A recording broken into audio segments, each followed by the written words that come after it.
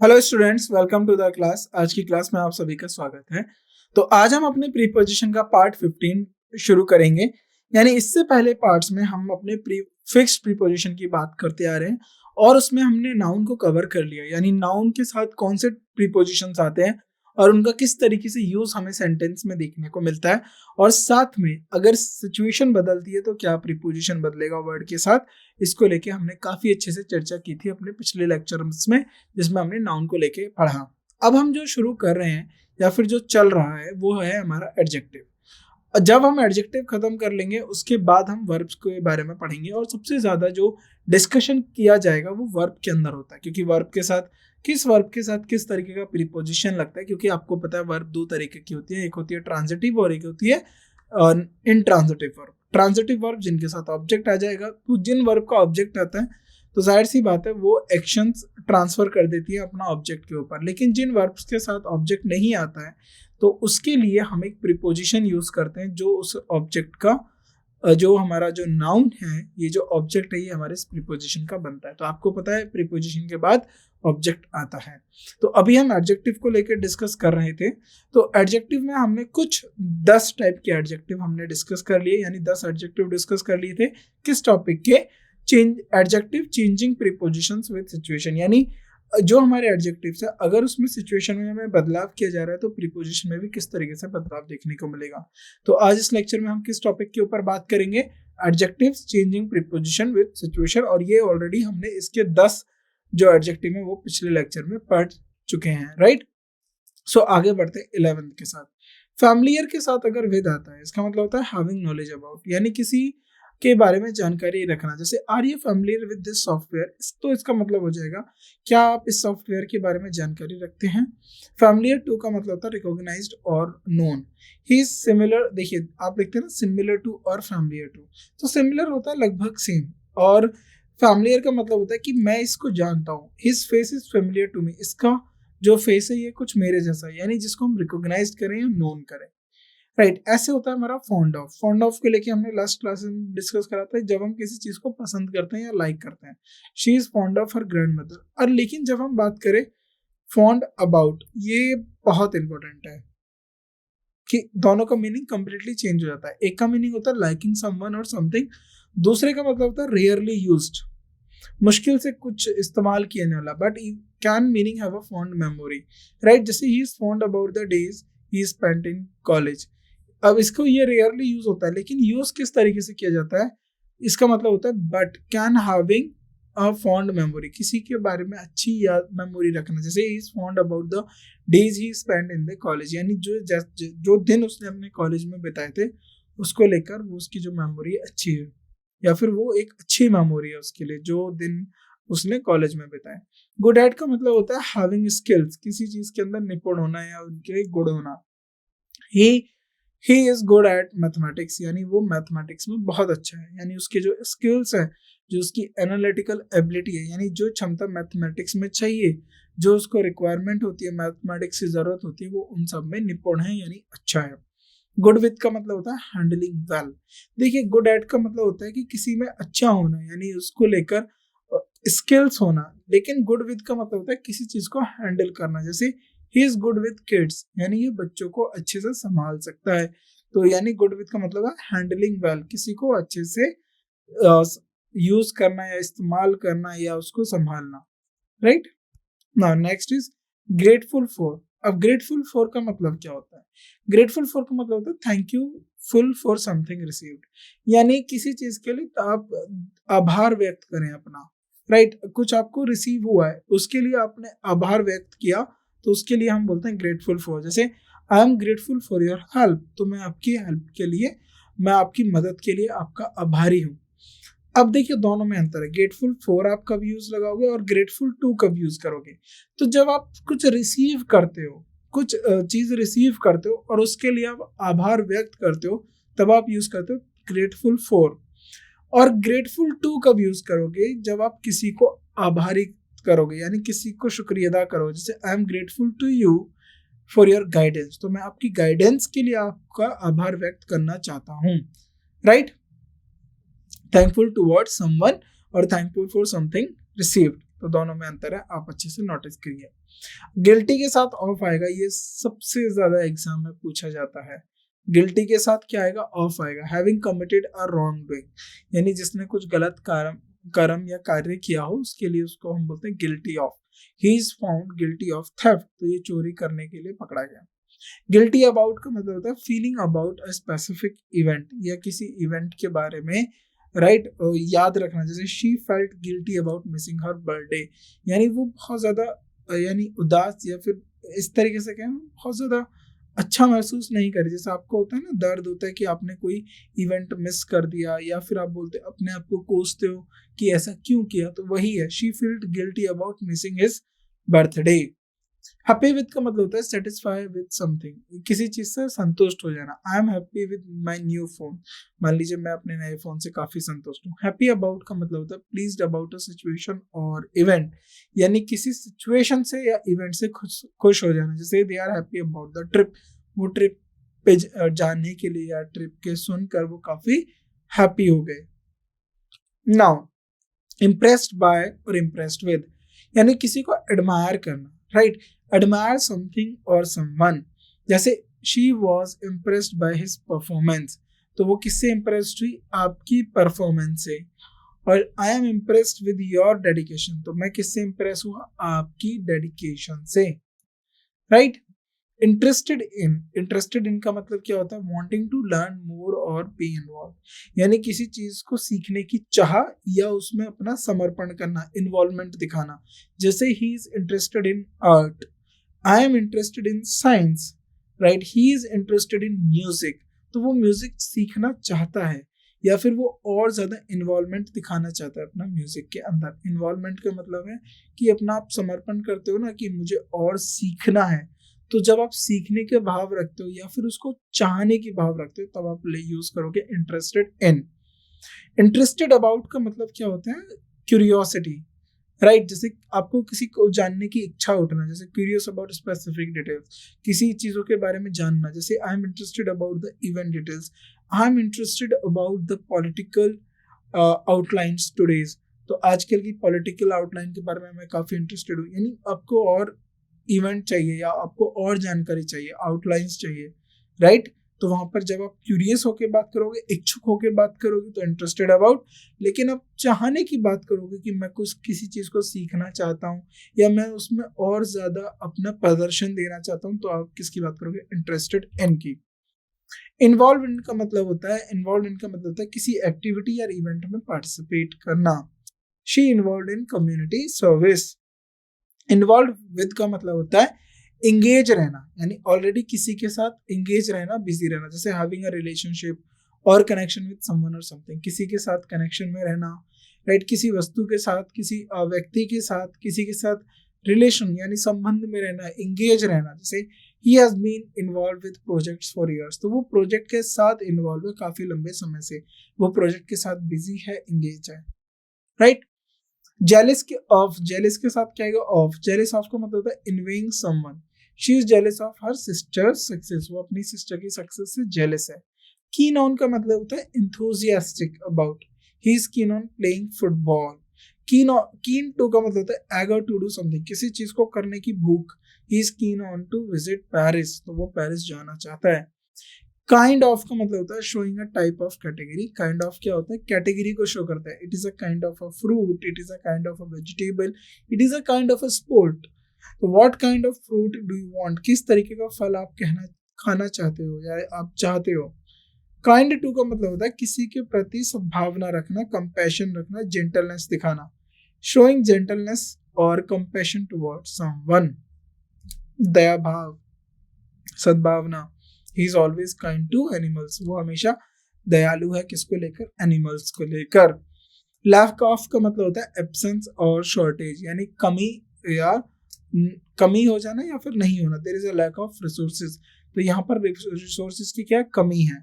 लैकिन का मतलब होता है missing in a specific quantity और एलिमेंट, यानी किसी एक क्वांटिटी का मिस हो जाना, यानी सब कुछ तो है लेकिन कोई एक चीज छूट गई है या कोई एक एलिमेंट छूट गया है, तो उसके लिए हम क्या यूज करेंगे? लैकिन। जैसे the story lakhs in excitement, तो स्टोरी किस में कमी कर गई? एक्साइटमेंट में। आप मूवी देखते हैं, आपने मूवी देखा कि आपने बोला कि नहीं नहीं, द मूवी लैक्स इन, आप क्या लिख सकते हैं, अब climax, the movie lacks in climax, वो क्लाइमैक्स में गड़बड़ हो गया।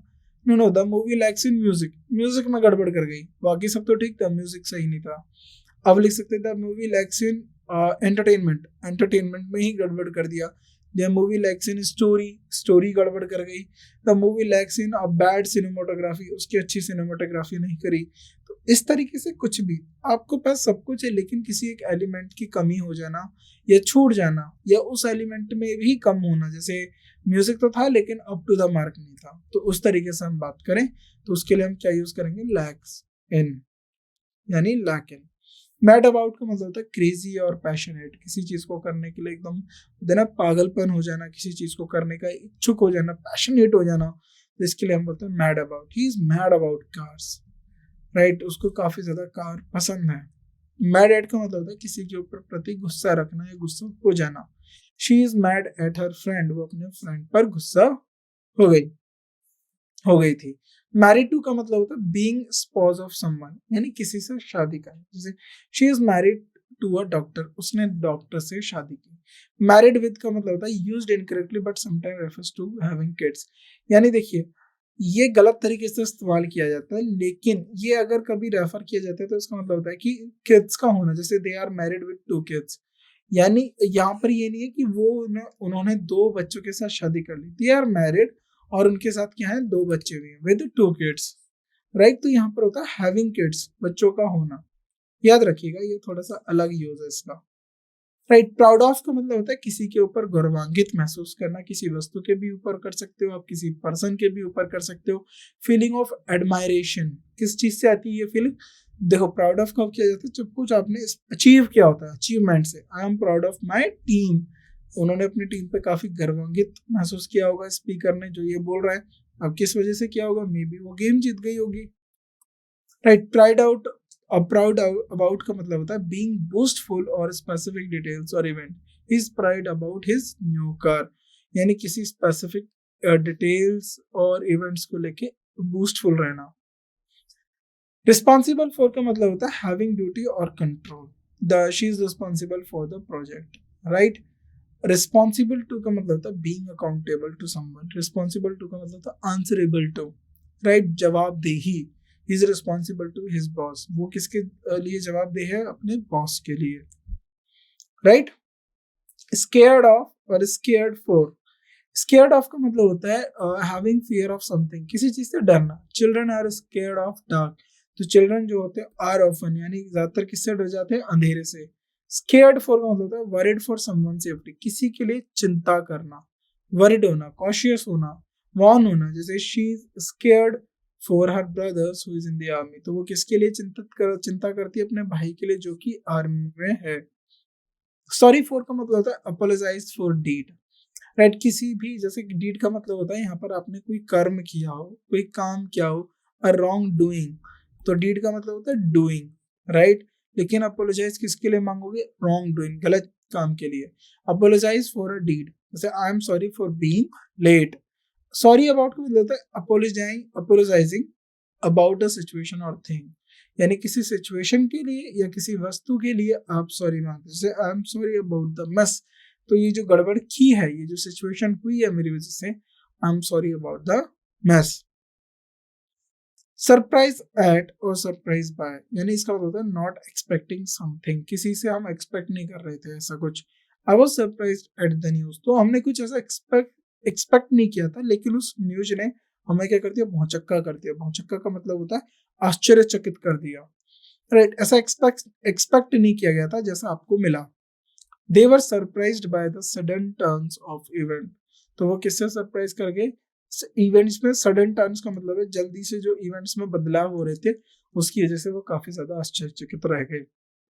टायर्ड ऑफ का मतलब होता है फेड अप विद रिपीटेशन और मोनोटोनी। देखिए रिपीटेशन का मतलब होता है कि बार बार एक ही चीज आ रही है। मोनोटोनी है कि मतलब किसी चीज में कोई चेंज नहीं होना, एक ही ट्यून में रहना, उससे क्या होता है आप थक जाते हो, फेड अप, कोप अप कर देते हो, उससे निराश हो जाते हो। तो इसका मतलब she tried of the same routine, वो थक चुकी है सेम ही रूटीन से। राइट। वरीड अबाउट का मतलब होता है एनॉक्शियस कंसर्निंग समथिंग, किसी चीज को लेकर चिंता करना। He is worried about his health, वो अपनी हेल्थ को लेकर काफी चिंतित है। वरीड फॉर का मतलब होता है कंसर्न फॉर समवन्स वेलफेयर, यानी किसी के वेलफेयर के लिए चिंता करना। She is worried for her ageing parents, तो अब वो अपने राइट एजिंग पेरेंट्स का मतलब है जो उसके बुजुर्ग पेरेंट्स हैं, राइट, वो उनके लिए चिंता करती है। अमेज्ड एट और अमेज्ड बाय, यानी surprise by something unexpected. Amazed का मतलब भी सरप्राइज्ड हो जाता है, कि जो आप अनएक्सपेक्टेड होता है एकदम से देख के आप आश्चर्यचकित हो गए, यानी amazed eight. I am amazed at your strength, तो मैंने एक्सपेक्ट नहीं किया था कि आप इतने बलशाली या बाहुशाली होंगे, तो इसके लिए बोल रहा है वो I am amazed at your strength, मैं आपकी स्ट्रेंथ, मैं आपकी ताकत देख के काफी चकित हो गया। She was amazed by the sunset beauty, तो वो किसके द्वारा आश्चर्यचकित हुई? sunset beauty. She was amazed by sunset beauty, right?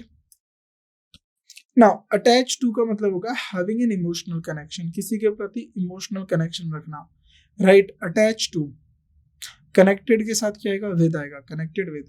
He is very attached to his childhood toy, वो काफी ज्यादा emotionally attached थी या emotionally connected थी किससे? अपने childhood toys से। अटैच्ड विद का मतलब होता है जॉइंट और कंबाइंड विद समथिंग, किसी के प्रति किसी चीज को जॉइंट करना या किसी को के साथ कंबाइन हो जाए। जॉइंट का मतलब है कि मान लीजिए आप किसी संगठन से जुड़े हुए हैं, तो वहां पर अटैच्ड टू नहीं आएगा, अटैच्ड विद आएगा।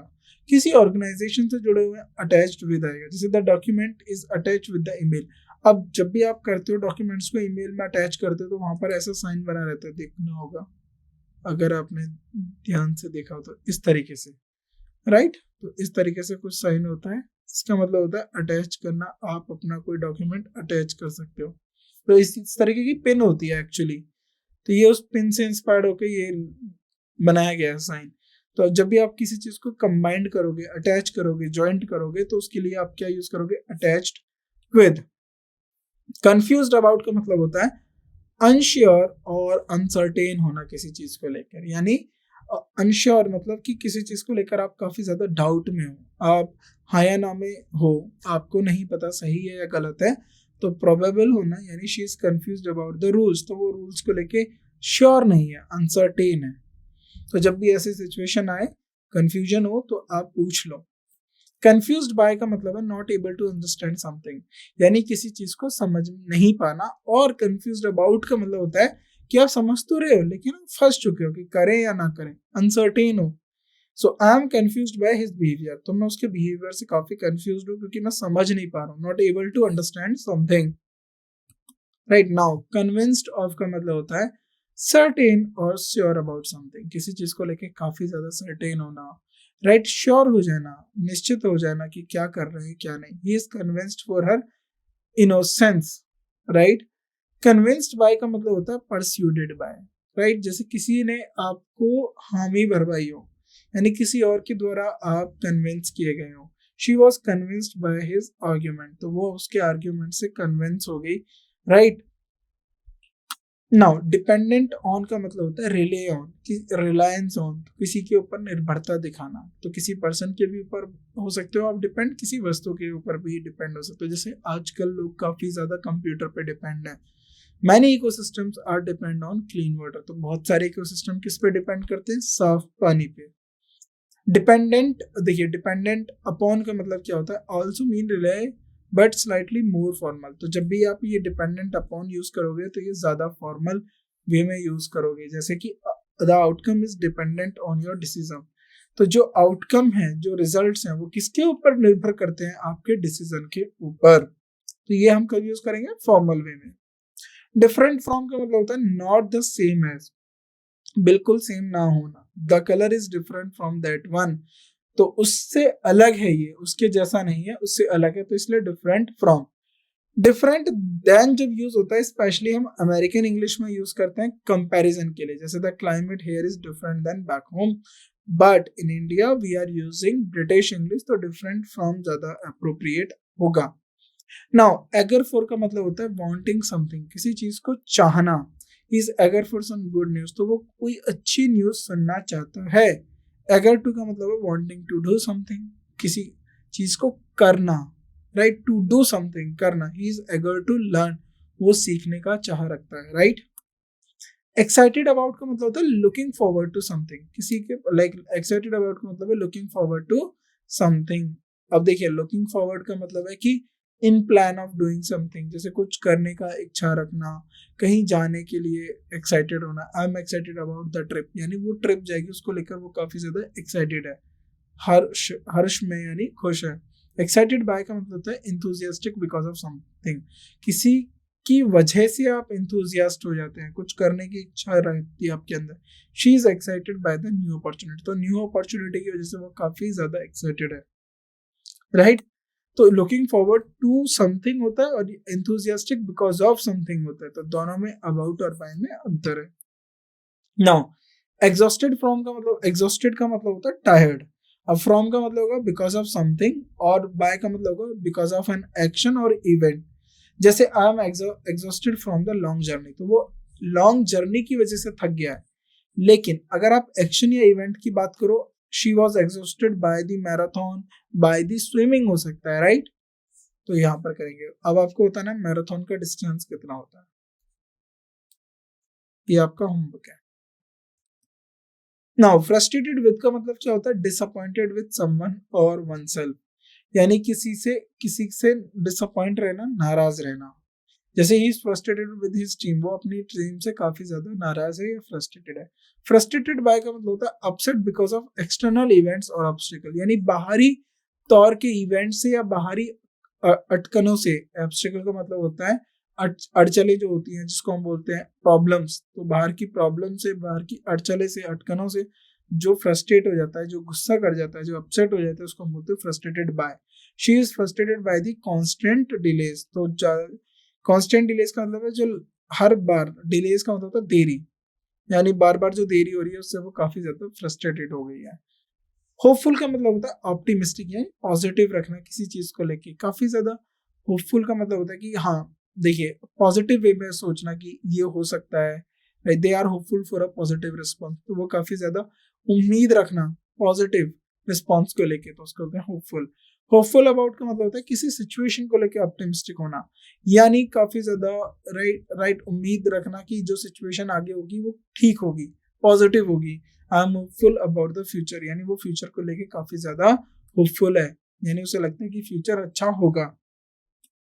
इनकैपेबल ऑफ का मतलब होता है not able to do something, right. तो इनकैपेबल यानी नॉट इनकैपेबल, इसका मतलब होता है किसी चीज को कर नहीं पाना, यानी क्षमता ना होना किसी चीज को करने को लेकर। He is incapable of lying, तो वो झूठ नहीं बोल सकता। इंडिपेंडेंट ऑफ का मतलब होता है नॉट इन्फ्लुएंस्ड बाय अदर्स, तो इंडिपेंडेंट का मतलब होता है स्वतंत्र, किसी और के दबाव में या किसी और के द्वारा इन्फ्लुएंस ना होना।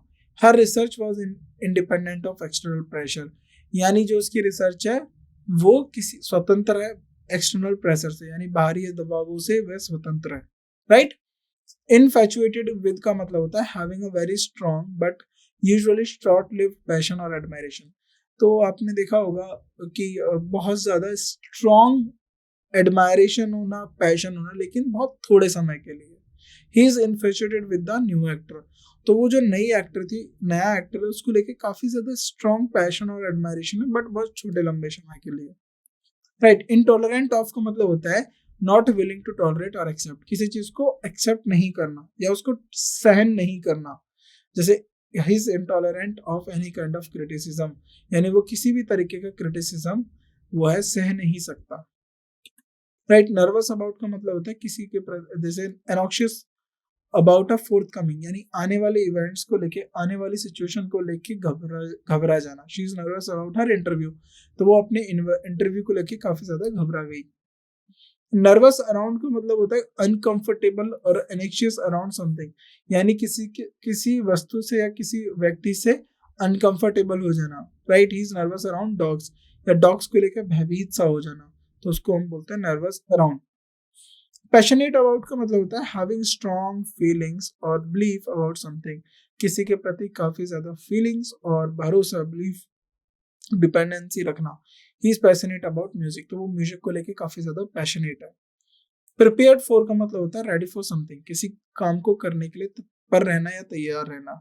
दे are prepared for the challenge, वो चैलेंज के लिए तैयार है। प्रिपेयर टू का मतलब होता है विलिंग टू डू, किसी काम को करने की इच्छा रखना। Are you prepare to take the risk, क्या आप तैयार हो रिस्क उठाने के लिए। रिलक्टेंट टू का मतलब होता है अनविलिंग टू डू समथिंग, किसी चीज को ना करना। She is reluctant to commit, right. Respectful का मतलब होता है शोइंग रिस्पेक्ट टुवर्ड्स समवन और समथिंग, किसी के प्रति सम्मान, सद्भावना, मान सम्मान की भाव रखना। ही is always respectful for his of his elders. Sensitive का मतलब होता है कि कोई बहुत ज्यादा जल्दी इफेक्ट कर दिया जाए, चाहे वो इमोशनली सेंसिटिव हो, चाहे वो फिजिकली सेंसिटिव हो, यानी वो किसी और के द्वारा इजीली अफेक्ट हो, इजीली अफेक्टेड बाय और रिस्पॉन्सिव टू।